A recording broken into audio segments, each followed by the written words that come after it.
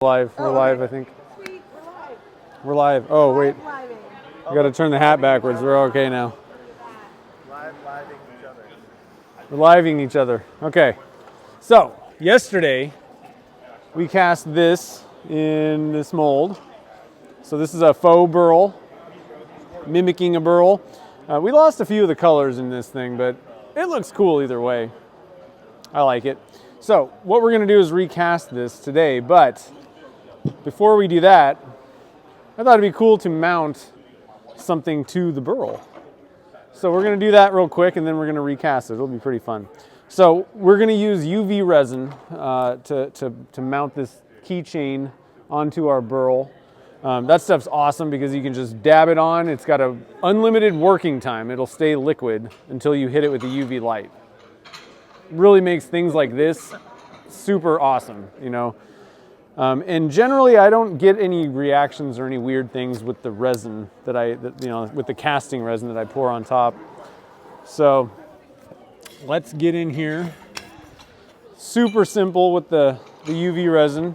And this is the same stuff that they make, they do the rings with and all that stuff. And it's a great, quick curing thing, but gives you unlimited working time. The potential is just gigantic.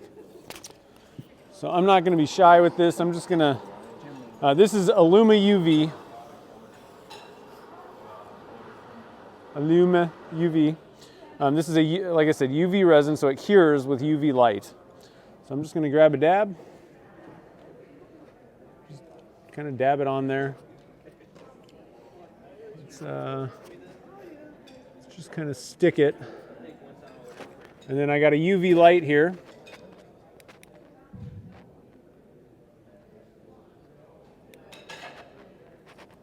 Let me get this out of the way.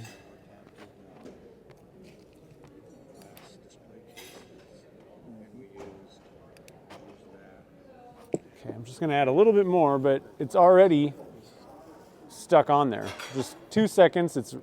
I love UV resin. So useful. I'm going to add a little bit of extra behind there,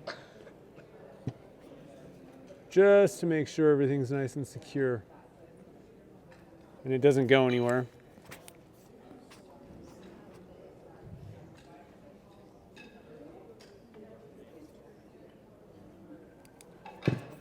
One thing you got to be careful of is you don't want to shine the light into the bottle. So really what I usually recommend is to just cover, like, I actually usually pour this out into a smaller cup, whatever I'm going to use, and then cover the bottle. We don't have any tiny little condiment cups though, so you don't want to cure your entire bottle. Okay, so at this point, we're nice and hard. So this is super simple. Drop that in there. Let's get all this stuff out of the way. We got our scale, so we're going to be using Alumilite Clear Slow. This is a urethane resin 1:1. It's got a 12-minute working time. In this case, we're just going to mix it up, pour it, and then put it in the pressure pot. We don't need to wait around for anything. When we were doing this, the faux burl, we waited till the end of the working time so we can mix colors together and they don't just all bleed together. In this case, all we're doing is dump and clear. There's nothing to wait around for. So we got a mixing stick. One thing I need to do first. We don't want our resin sticking in our pipe. So let's take this apart. I'm actually going to kind of go over there. This is a mold release agent. Basically makes the mold slippery so that after everything cures, we can get it out of there. Otherwise, it would just kind of lock itself in.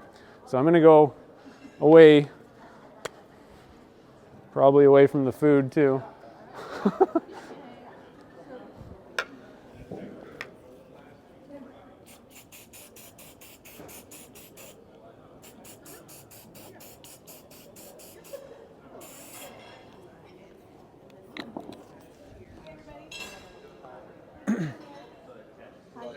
Hello. It's not that it's like super dangerous or anything, it's just I don't want it all over the booth and people's food and all that kind of stuff. One thing actually you do want to watch out for, we're going to be recasting this piece. you don't want to be like all over something that you're going to cast because you're sticking slippery stuff on it. So best to just take it outside or do whatever. Let the haze fly somewhere else. Need a respirator to work. No, it's not highly dangerous or anything like that. It's just you don't want it all over everything. I mean, I'm sure that you don't really want to be breathing a ton of it, you know, but I think, Hence the name. yeah, stoner. Yeah, it came from a certain place. It's some good stuff. I don't know why who came up with that, but Stoner question mark. yeah, stoned. And they're like, no, we'll just call it stoner. All right, so we're gonna zero out our scale. And so I'm gonna do about 600 grams. That should give us, you know, about I don't know, like a 5-inch long blank or so. You can kind of do a bunch of calculations. If you need to know, on Alumilite's website, there's like a full calculator on either cylinders or squares. Where things get really difficult is, you know, we have like kind of this half a burl thing, and it's all at odd angles. And so what I recommend is just kind of estimate, but if you're gonna estimate, overestimate, and then have something where you can pour off extra, you know. You may have a cup that you just dump extras in. Maybe have, you know, in this case we're just doing clear. That may not be the most exciting thing. So have a little bit of mica powder ready to do something with the extra. Or have another mold, have a pen blank mold, you know, ready, and you can do something else with it. But if we under it, if it's too little, you really don't want to just pour more on because it's not going to like bleed, like resin, it's like layers. It doesn't melt together. So when you're turning it or sanding it, you're going to see a line. So you don't want that. So just always add a little extra, have something else, a little extra mold sitting there, and you'll be good. All right, so 300 grams.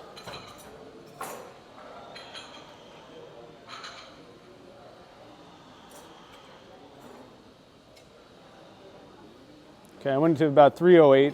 I'm not particularly worried about the total amount in this case, but we do want to put 308 of each part now. So the first part's not that big of a deal. Second part is where you want to be watching what you're doing and make sure you don't throw off the ratio too far. Okay. No, you're not. Pour it in this. Oh. What? What? I've done that. No, I'm nuts. Too much that I'm. Oh yeah. Yeah, I'm gonna have to open the A up. I actually did that when we were pouring the burl. Sometimes it's tough with, you know, trying to do this with like gallon jugs. Right. It's just when they're full, they're not particularly easy on the wrist. So one other thing that's like a little bit of a trick is, you know, you can take a little, you know, get close and then pour a little in a cup. You're gonna waste some, but at least then you're just kind of sneaking up on it, you know. I even have the little like condiment cups. You can buy like a huge 200, 300 pack of them, and I'll use that to just kind of, you know, sneak up on things. And they're cheap. It's a lot cheaper than a cup like that to waste. I use the paper Dixie cups. Yeah. Okay. Pick up 1,000 for $10 at Costco. Yep. Let's get these out of the way for you guys. Okay, so we got equal parts. Now, one thing to keep in mind, depending on the resin that you're using, make sure to read the jugs. And if it says by weight, use a scale. If it says by volume, you're going to be using a cup, and it's going to be either like 1-to-1 or 2-to-1 or, you know, whatever. Just make sure to read. You may think you know what, you know, it's Alumilite, so it must be by weight. They got a ton of different formulas, so make sure you know which resin it is and read the jug. This table is so short. We're having fun. Did you get a discount on this table? Half height, half price. Yeah, half price. Zach, quick question while you're doing it. Do you just pick that up and set it in the pot? I usually kind of keep my hand under it, you know, because it would really suck to have the whole thing just fall out. But I got to be honest, these plugs don't fall out. But but They do. when you're doing a 4-inch, You have a full So- scoop of 4-inch. I don't care about these. These aren't coming out. 2-inch, not caring. 4-inch, There's You're not carrying weight, in a not hurry. a weight there. 600 grams of resin all over the. No, not fun. Yeah, so I usually have a little. There's a little. Do we still have it in here? Look at so many. I know. Well, this thing I'm bent over. Jamie made a. Jamie Page. Yeah. Thanks, Jamie. We're getting some love on the live stream over from the UK. Oh, cool. Yeah, Wish you were here. that's right. That's right. Actually, I wish I would have been able to get to their event over there, Maker Central, next year. That's a good one. If anybody wants to go see a cool maker event, Maker Central over in the UK is a great one. If you can float the trip and all that, it's well worth it. Lots of YouTubers, but so many different disciplines. Woodworking, wood turning, resin casting, leather, Oh, wow. scrolling, Colin Furs. I don't know if you guys watch YouTube. He just makes ridiculous things like gigantic robots and stuff. I think he's there every year. So it's a good event. If you want to go on a little vacation, Maker Central in the UK, usually in the May time. So I'm mixing this up, and you always want to make sure that you're scraping the sides and the bottom of the cup. You don't just kind of give it a little and move on.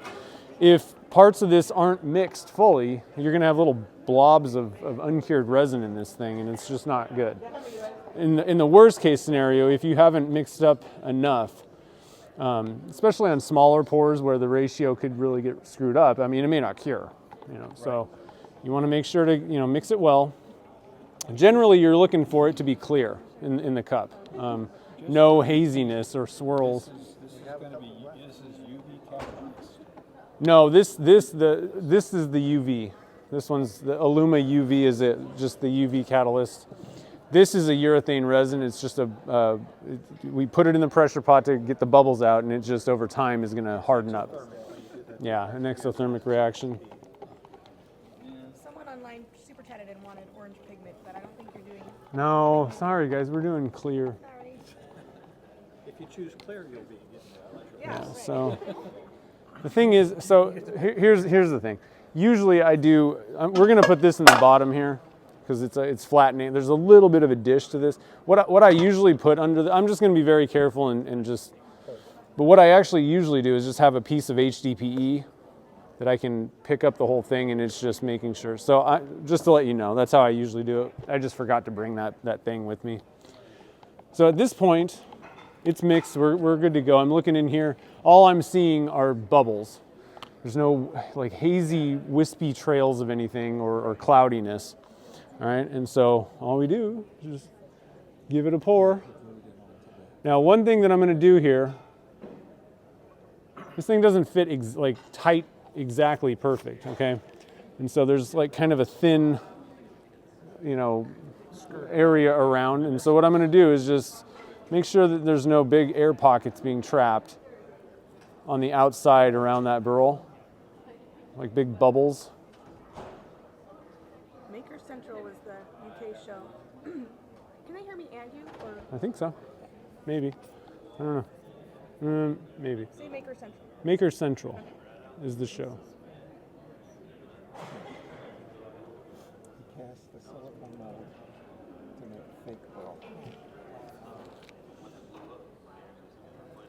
See, there's a big bubble coming out. That was a big one. Big one. Okay.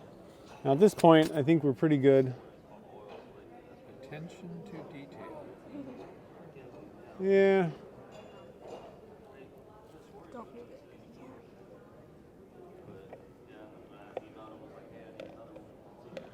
And so with this blank, you can make like an egg shape. You can make a sphere. That's why I initially kind of came up with this idea for. Spheres are awesome with this.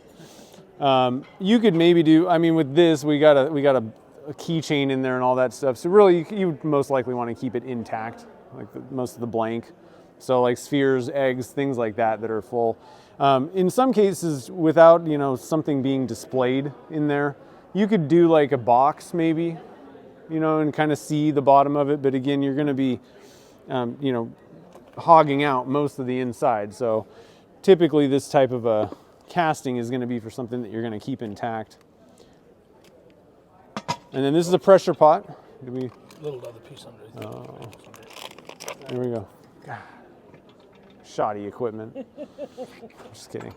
So this is a pressure pot, and all this is doing is just getting rid of the air bubbles, and those are introduced into the resin when we mix it up. It's not something that, and it's not cooking it. It's not. There's nothing to cure. This has nothing to do with curing or any of that. It's just getting rid of air bubbles.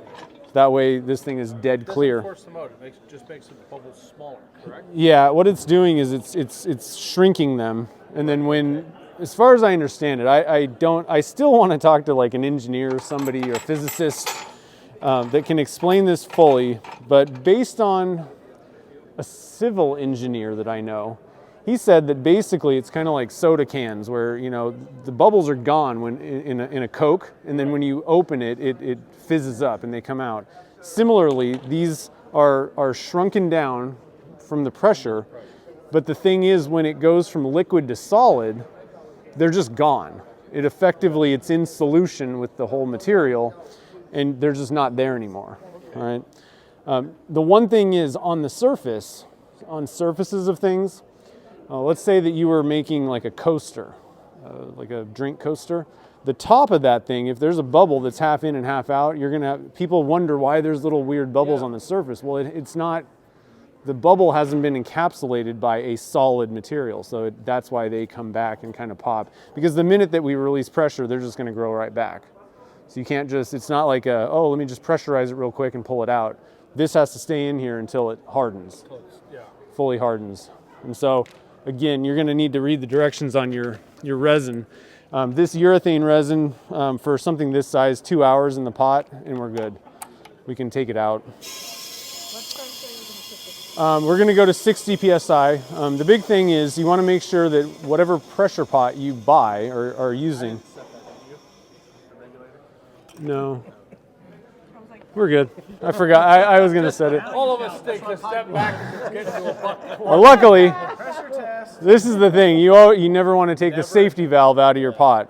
All right, but the big thing is you want to read the instructions on your pot. Don't ever go above the max. And this one, it says the max is 80. I wouldn't even do that. They say that the max working pressure is 60 PSI. All right, so we're going to go to 60 and we're good. Huh? Are you using compressed air. There's a compressor under here. And then, like I said, we're just going to leave this sit for a couple hours, pull it out, we'll look at it, and then we're going to give away this blank somehow. I don't know how that's going to work, but we'll have everybody stand on the other side, and I'll throw something at you, and if you get hit in the head with it, you win the blank. Something like that. So yeah, it's pretty cool. So does anybody have any casting questions or? I have at home a old tank that I use to keep air to fill tires and cars. Mm-hmm. Once was in a truck that I had, but I got rid of the truck. Kept it. And it'll go to 90 PSI. So in other words, that hooked up to this would be all I need to. As long as your volume. Probably, you should be fine. I don't know. I don't want to say, yeah, go for it, and then something happens, but all of it should be. Auxiliary pressure tank. So yeah, as If long as you that's- have a way of maintaining the pressure in it. No, my tank's well. Yeah. Yeah. It should, yeah. If it's a similar setup like this where you can lock it down and it's kind of. Well, I don't have any of that. What I've got is a source of air. We have it in 3. And so instead of him using an air compressor, he uses a. Oh, rather than the compressor. Yeah. It should work. Well, the compressor only comes on when the air pressure gets down in that. Okay. So Yeah. apparently I've got what I need. Yeah, I think you're good. Yep. Jamie wanted to know if it was clear slope. Yeah, slow, clear slow. Yeah, Alumilite, clear slow. I've been using Alumilite Amazing Clear. Yeah, Amazing Clear Cast. Now that's a good thing. That is, I wouldn't pour this much resin at once with that. No. It's going to overheat, and if you're going to be pouring large Made that mistake once. things, large masses of resin, only certain resins are going to be able to do that, because what they do is they give off heat when they cure, and most of them, many epoxies, like the bar top epoxies and things like that, they're meant to be poured in a thin layer. not a giant mass. And so it's going to overheat, crack, yellow, throw it away kind of thing. Alumilite clear slow. Container it was in. Yeah, it starts smoking, and then you're like, oh my God, what's fire Was it in extinguisher? the pot? Yes. Oh man, so then cleaning out the pot must have been fun. Well, actually, you just let it harden, and it almost come out as a piece, but it was like, Yeah. yeah, So I just can't use that for anything. make sure that the resin that you're using can handle, like in one shot. Now, if you could do multiple layers, I think we Yeah. kind of mentioned that, but you don't, in this case, you would see the layers. So you layers don't, in it. You it don't doesn't want really that. work for this, Right. you know. What is too much? Well, it depends. Resin there, that Alumilite slow. Haven't found it yet. Gallon or? So you pour some pretty big things with that stuff? giant things. Like you could pour a bowling ball size and you're good. Now, one thing that will kind of change some of this stuff is if it's 115 degrees in your shop, that's going to affect this because it's already starting at a really high level. So in that case, you know, things are going to have to be smaller.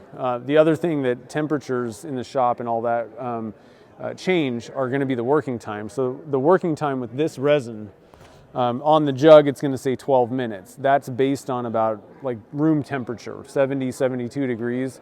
If it's 85 in my shop, I don't have 12 minutes of working, you know, liquid time.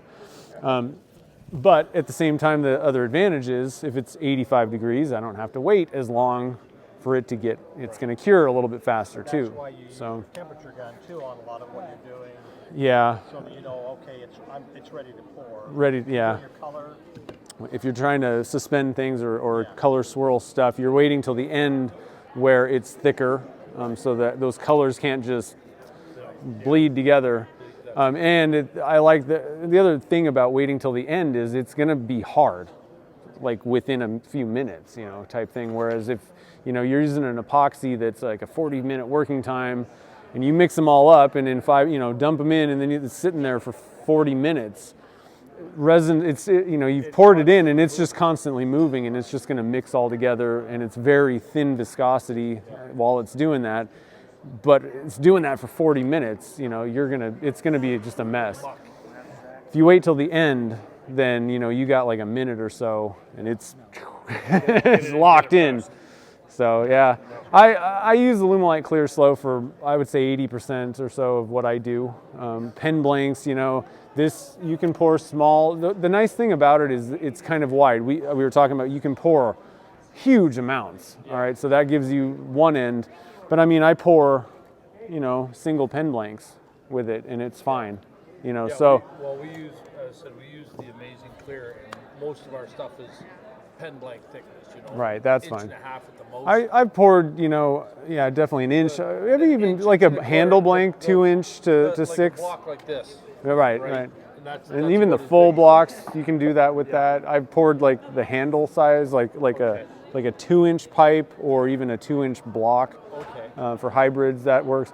And one thing that I will say that Amazing Clearcast is really good for hybrids. I find that we do a lot of smoother hybrids. surfaces with wood, sometimes this stuff kind of doesn't adhere as well.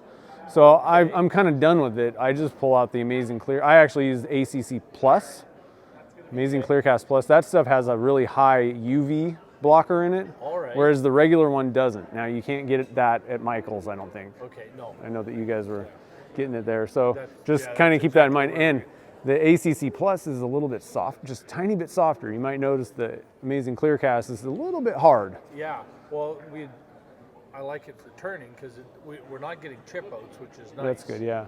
It's a little bit harder than this, a little chippier, but if you use a negative rate carbide cutter, you're fine. Every now and then you get a chatter in it. And it's Yeah. like, it scares the living tar out of you doing it. Yeah. And then she's yelling on the other side of the shop. Yeah. No.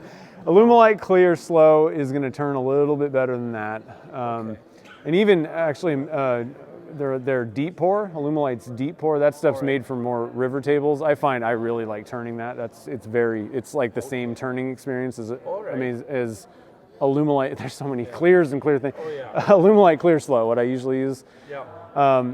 And then, like I said, Amazing Clearcast Plus, the Plus version. Plus version. Problem is, it's more expensive also Yeah. than just the regular. Yeah. But if you're doing dead clear stuff, this has no UV blockers in it. The one that we use today. ACC Plus has extreme UV blockers. Like I have a shift knob in my truck that's a hybrid clear and wood. Right. It's been in my truck for a year. It ain't yellow yet. Wow. It's pretty impressive actually. Yeah. So we're gonna do another experiment. Somebody said, oh, well your windows have UV tint to them, and I'm like, yeah, but I got stuff that's been in my shop, never saw light, and is yellow. Yeah. So like there's UV radiation everywhere, even through. Yeah. So that stuff's still dead clear on that shift knob. So we're gonna switch it out. I want to make a new one with this resin instead, which has nothing in it, and see how quick. Yeah, which I think it's gonna be like Length of time. like in a month in the summer it's probably gonna be yellow. Wendy and I take and we make hybrids in our blanks, and we're doing a grapevine collection. Yeah, you can shut that down. Thanks for joining the fun, everybody, and thanks for the super chats. I will see you guys all on Wednesday.